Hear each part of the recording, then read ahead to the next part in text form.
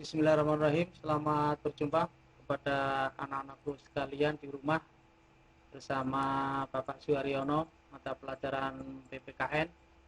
Mudah-mudahan kalian saat ini tetap dalam keadaan sehat walafiat sehingga tetap semangat untuk belajar pada kesempatan ini. Namun demikian, terlebih dahulu kita memohon kepada Allah Subhanahu wa taala supaya apa yang akan kita pelajari hari ini bermanfaat dan mempunyai nilai ibadah terhadap Allah Subhanahu wa taala. Berdoa mulai. Berdoa selesai. Terima kasih anak-anakku. Marilah kita mulai pelajaran PPKN untuk yang pertama kali dengan bab pertama yang berjudul Nilai-nilai Pancasila dalam rangka praktek penyelenggaraan pemerintahan negara. Baik anak-anakku sekalian, bahwa pada kesempatan kali ini kita akan mulai belajar dari bab yang pertama dengan judul Nilai-nilai Pancasila dalam kerangka praktek penyelenggaraan pemerintahan negara. Dalam bab satu ini yang akan kita bahas ada 3 sub. Yang pertama adalah sistem pembagian kekuasaan negara Republik Indonesia. Kemudian pada sub yang kedua, kedudukan dan fungsi Kementerian Negara Republik Indonesia dan lembaga-lembaga pemerintahan non-kementerian. Kemudian yang ketiga, nilai-nilai Pancasila dalam menyelenggarakan pemerintahan. Ya. Baik, untuk yang pertama kali kita akan bahas tentang sistem pembagian kekuasaan negara Indonesia.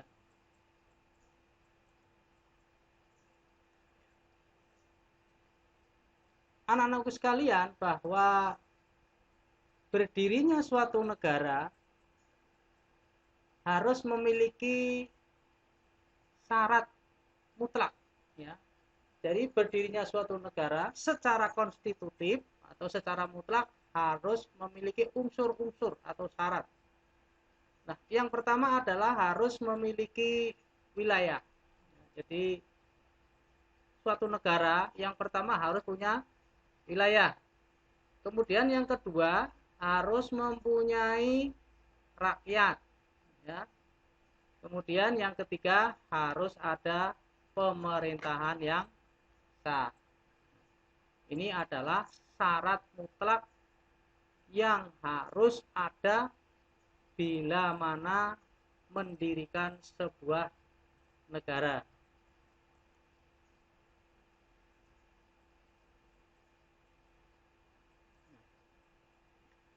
Nah, pada saat kesempatan kali ini kita akan membahas tentang kekuasaan dalam sebuah negara.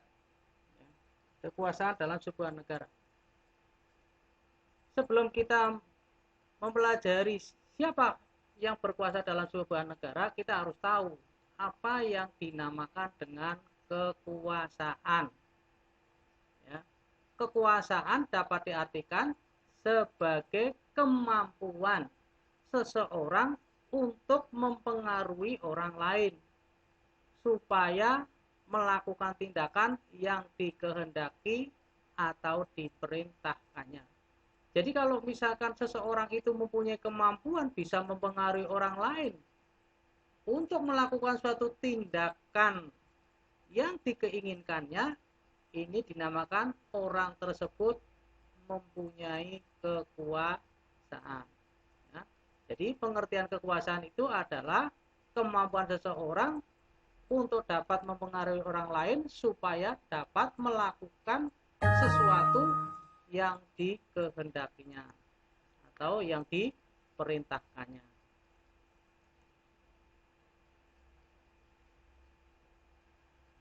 Kekuasaan, ya, ada beberapa pakar ahli memberikan rumusan sebuah kekuasaan yang baik dalam sebuah negara. Menurut pendapat John Locke bahwa dalam sebuah negara ini terdapat 3 kekuasaan. Jadi yang menguasai suatu negara ini ada 3. Yang pertama adalah kekuasaan legislatif. Kekuasaan legislatif itu adalah kekuasaan untuk membuat undang-undang. Jadi legislatif ini bertugas untuk membuat undang-undang.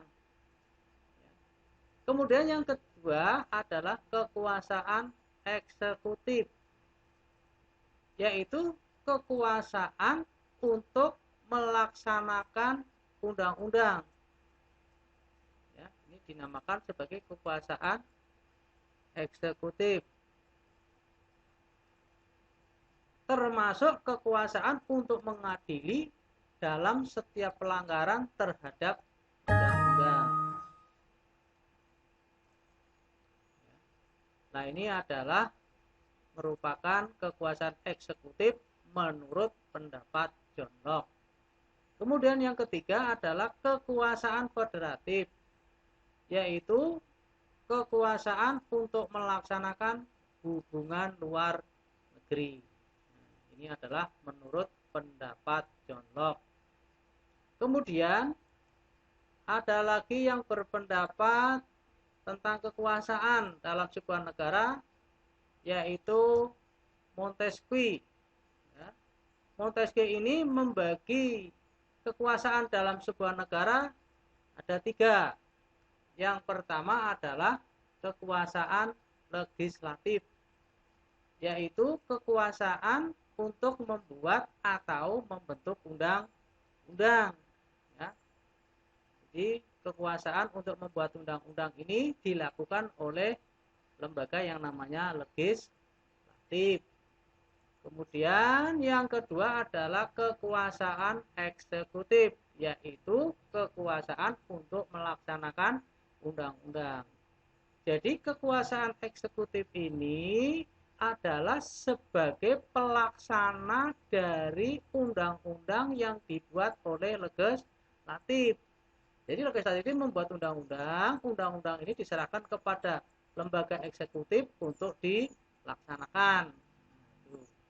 Nah, kemudian yang ketiga adalah kekuasaan yudikatif. Kekuasaan yudikatif ini adalah untuk mempertahankan undang-undang, termasuk kekuasaan untuk mengadili setiap pelanggaran terhadap undang-undang. Jadi legislatif ini mempunyai kekuasaan untuk membuat undang-undang, dan undang-undang ini dilaksanakan oleh eksekutif. Ya. Eksekutif kita ini ya berarti pemerintah. Ya. Kemudian bila mana terjadi pelanggaran dalam pelaksanaan undang-undang ini, maka akan diadili oleh lembaga kekuasaan yang namanya yudikatif, termasuk menegakkan undang-undang. Jadi penegakan undang-undang termasuk mengadili pelanggaran terhadap undang-undang dilaksanakan oleh lembaga yang namanya yudikatif atau kekuasaan yudikatif. Ini menurut pendapat dari Montesquieu, ya, berbeda dengan menurut pendapat John Locke tadi. Nah, bagaimana kekuasaan di Indonesia sendiri? Bahwa konsep pembagian kekuasaan di negara Indonesia tentunya sesuai dengan hukum dasar Indonesia atau konstitusi Indonesia. Apa konstitusi Indonesia itu? Yaitu Undang-Undang Dasar Negara Republik Indonesia. Nah, konstitusi negara kita sudah mengalami beberapa kali perubahan untuk batang tubuhnya. Ya. Nah, sekarang ini sistem pembagian kekuasaan di negara Indonesia sesuai dengan Undang-Undang Dasar 1945 hasil amandemen. Seperti apa kekuasaan di Indonesia pada saat ini? Ya, marilah kita kaji bersama.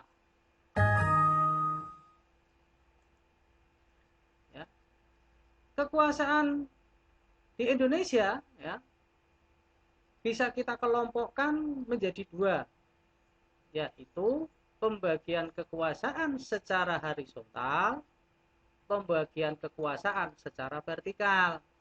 Ya. Seperti apa nanti korelasinya? Nah, marilah kita pahami yang pertama dulu, yaitu pembagian kekuasaan secara horizontal.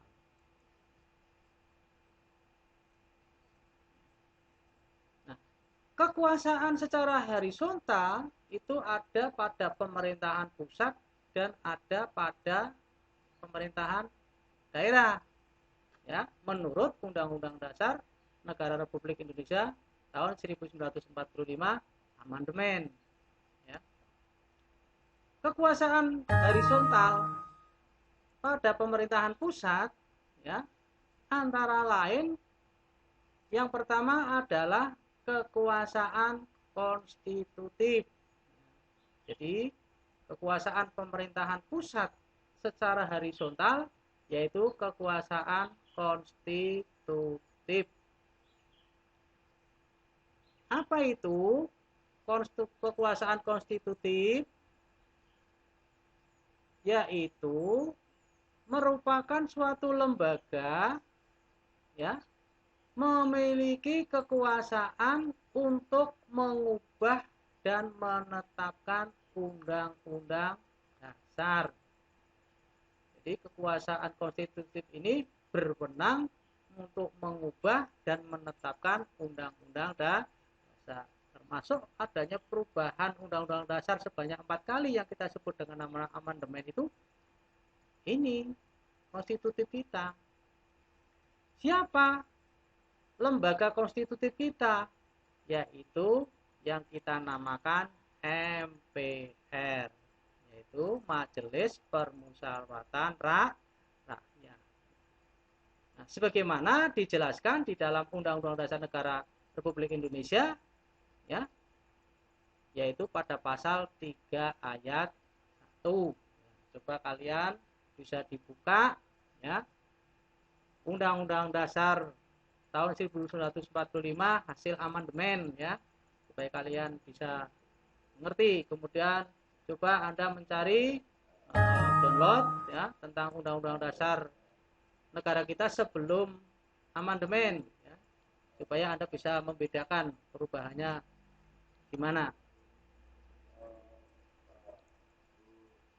Kemudian yang kedua adalah kekuasaan legislatif. Kekuasaan legislatif adalah kekuasaan untuk membentuk undang-undang. Ya, membentuk undang-undang. Jadi legislatif ini mempunyai kewenang membuat undang-undang. Ya. Jadi kekuasaan ini dipegang oleh siapa? Yaitu oleh DPR. Ya, DPR itu yang dipilih setiap 5 tahun sekali melalui pemilihan umum. Ya. Jadi DPR itu dipilih 5 tahun sekali. Ya. Nah ini tugasnya apa? Tugasnya adalah salah satunya untuk membentuk undang-undang. Ya. Ini diatur dalam pasal 20 ayat 1 UUD 1945. Kemudian yang ketiga adalah kekuasaan eksekutif. Apa itu kekuasaan eksekutif? Yaitu kekuasaan untuk menjalankan undang-undang dan menyelenggarakan pemerintahan negara. Jadi undang-undang tadi yang dibuat oleh badan legislatif diserahkan kepada lembaga kekuasaan eksekutif, ya undang-undang itu, aturan-aturan itu untuk dilaksanakan dalam apa? Menyelenggarakan pemerintahan negara. Nah, ini diatur di dalam Undang-Undang Dasar 45 pasal 4 ayat 1. Ya, ada 3. Kemudian yang berikutnya yaitu kekuasaan yudikatif. Ya. Siapa itu yang berkuasa dalam yudikatif? Ya. Bahwa kekuasaan yudikatif itu adalah kekuasaan kehakiman, yaitu kekuasaan untuk menyelenggarakan peradilan guna menegakkan hukum dan keadilan. Jadi kalau misalkan ada pelanggaran terhadap undang-undang, ya, baik itu dilakukan oleh DPR maupun oleh lembaga eksekutif atau mungkin termasuk yudikatif ini, maka kekuasaan kehakiman ini yang akan melakukan penegakan hukum dan melakukan pengadilan, ya, demi tegaknya undang-undang. Kekuasaan ini dipegang oleh siapa? Oleh Mahkamah Agung, ya, dan Mahkamah Konstitusi. Ya. Ya, coba Anda cari proses apa sih tugas dari Mahkamah Agung dan apa tugas dari Mahkamah Konstitusi. Silakan Anda bisa mencari penjelasan untuk memahami maksud dari kekuasaan yudikatif. Baik, untuk yang kelima, yaitu kekuasaan eksaminatif atau inspektif. Ya. Kekuasaan eksaminatif atau inspektif. Siapa itu? Yaitu kekuasaan yang berhubungan dengan menyelenggarakan pemeriksaan atas pengelolaan dan tanggung jawab tentang keuangan negara. Jadi badan eksaminatif ini atau inspektif ini tugasnya untuk mengaudit, ya, memeriksa tentang uang negara, ya, supaya bila mana terjadi penyelewengan keuangan bisa diketahui apakah uang ini sudah sesuai dengan tujuan dari program pemerintah atau diselewengkan baik oleh oknum pejabat tertentu, ya, maka badan ini akan mengaudit, ya, sejauh mana dalam menggunakan uang-uang negara untuk mengelola suatu negara. Salah satunya adalah kemakmuran rakyat. Kemudian yang kelima yaitu kekuasaan moneter. Ya. Apa itu kekuasaan moneter? Yaitu kekuasaan untuk menetapkan dan melaksanakan kebijakan moneter. Moneter itu kebijakan keuangan, ya. Mengatur dan menjaga kelancaran sistem pembayaran serta menjaga kestabilan nilai rupiah. Ini adalah tugas dari kekuasaan moneter, ya. Siapa yang menjalankan untuk mengatur kebijakan moneter atau keuangan, ya, dan menjaga kestabilan pembayaran dan nilai tukar rupiah adalah dilaksanakan oleh Bank Sentral, yaitu Bank Indonesia. Sesuai dalam Undang-Undang Dasar 45 adalah pasal 23, ya, di yang bagian D. Itu. Kemudian berikutnya adalah kekuasaan horizontal pada pemerintahan daerah. Kalau yang tadi 1 sampai 6 itu adalah kekuasaan horizontal pada pemerintahan pusat, ya, yang ada di Jakarta sana. Untuk yang ini adalah kekuasaan secara horizontal pada pemerintahan daerah. Nah, pemerintahan daerah itu siapa? Ya. Yaitu berlangsung antara lembaga daerah yang sederajat. Siapa lembaga daerah yang sederajat itu? Yaitu pemerintah daerah atau kepala daerah dan DPRD. Itu Pemda atau pemerintah daerah dan DPRD ini masuk dalam kategori kekuasaan pemerintah secara horizontal pada pemerintah daerah. Nah, pemerintah daerah ini meliputi daerah provinsi, ya. Nah, daerah provinsi yang dipimpin oleh gubernur, ya. Nah, ini sejajar dengan DPRD. DPRD-nya namanya DPRD 1. Ya, kemudian yang kedua adalah daerah kabupaten yang dipimpin oleh Bapak Bupati, ya, yang DPR-nya dinamakan DPRD 2. Nah, ini nanti kalian pada saat pemilihan umum itu ini memilih ada DPRD 1, DPRD 2, kemudian DPR, kalau DPR itu yang pusat, ya. Dan eksekutifnya adalah memilih presiden dan wakil presiden. Ini, ya. Tapi untuk yang eksekutif, ya, kalau yang ini pemerintah daerah adalah merupakan daerah provinsi dan daerah kabupaten. Nah, itulah lembaga kekuasaan horizontal yang ada di negara Indonesia. Nah, ini. Sekarang yang kedua, yaitu pembagian kekuasaan secara vertikal. Secara vertikal itu berarti dari atas ke bawah, ya. Dari atas ke bawah. Ya, pembagian secara vertikal itu, ya, sebelum kita jelaskan kita harus tahu, ya, tentang pemerintah.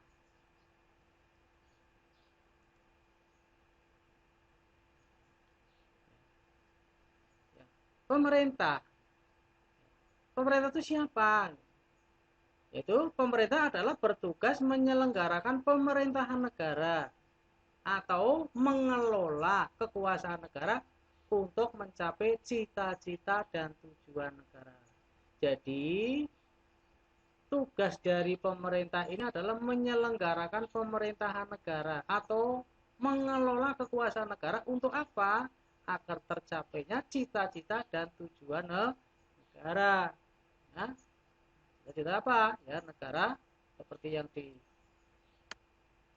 diterangkan di dalam tujuan nasional kita, ya, yang ada di dalam pembukaan UD 42 alinea keempat, ya. Apa itu tujuan negara di sana?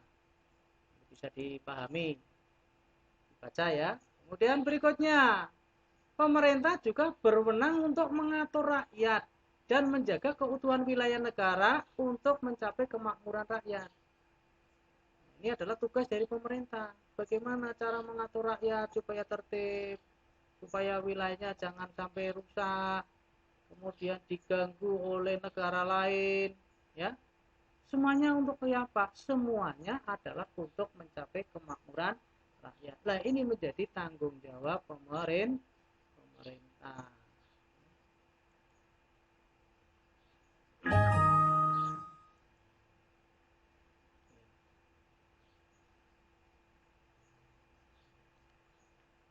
Nah, pemerintahan negara kesatuan, ya, negara Republik Indonesia, ya, pemerintahan negara kesatuan negara Republik Indonesia, ya,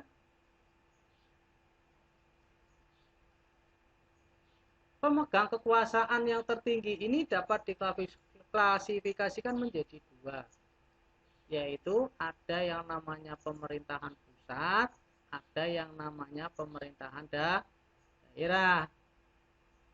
Ya, sekarang pemerintahan pusat itu apa? Pengertiannya bahwa pemerintahan pusat dilaksanakan oleh setiap lembaga negara yang tugas dan wewenangnya sudah diatur dalam UUD 45 serta peraturan perundangan yang lainnya. Ya, peraturan perundangan yang lainnya. Yang tadi, ya, yang dibuat oleh lembaga legislatif. Ya. Kemudian dalam pengertian yang sempit, yang namanya pemerintah pusat itu adalah suatu pemerintahan yang dilaksanakan oleh lembaga eksekutif. Ya. Siapa lembaga eksekutif itu? Yaitu presiden bersama wakil presiden yang dibantu oleh para menteri-menteri negara dan lembaga pemerintahan non kementerian. Siapa non kementerian ini nanti akan kita bahas pada pertemuan berikutnya.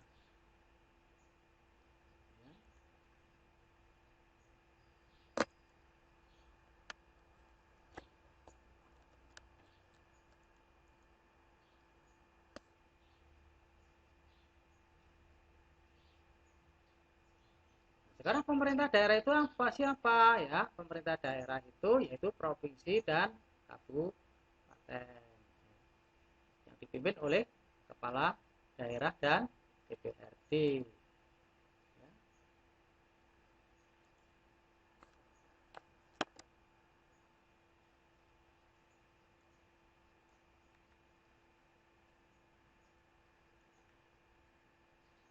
Nah,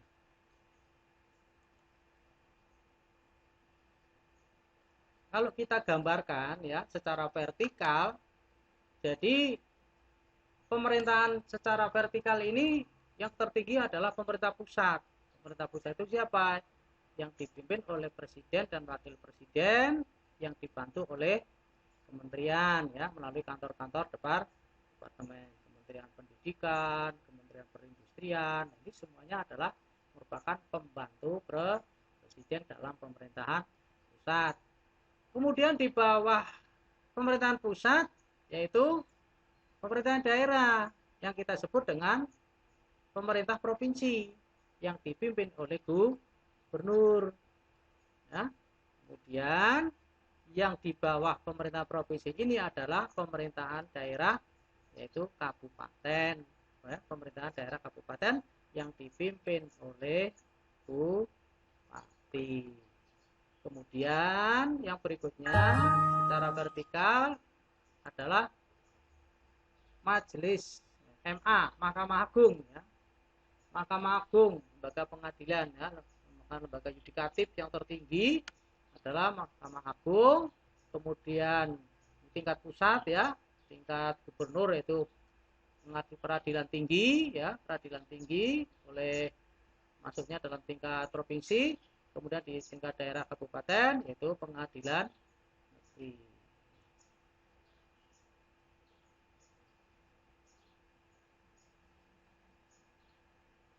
Nah, dari pengertian pembagian kekuasaan secara vertikal itu maka dapat disimpulkan adalah merupakan pembagian kekuasaan berdasarkan tingkatannya ya, berdasarkan tingkatannya dari atas ke bawah ya. Kemudian berlangsung secara vertikal antara pemerintah pusat dan pemerintah daerah yang ditentukan oleh pemerintah pusat.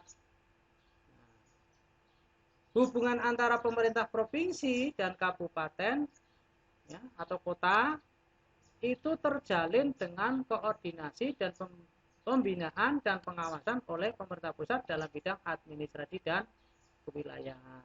Ini dalam kekuasaan secara vertikal ini maka dalam hubungan kerjanya diatur dengan undang-undang otonomi daerah ya, makanya ada yang namanya desentralisasi dan dekonsentrasi ya. Coba Anda baca ya, mencari informasi apa sih desentralisasi, apa sih dekonsentrasi ya, supaya kalian bisa memahami ya dari pengertian pembagian kekuasaan secara vertikal.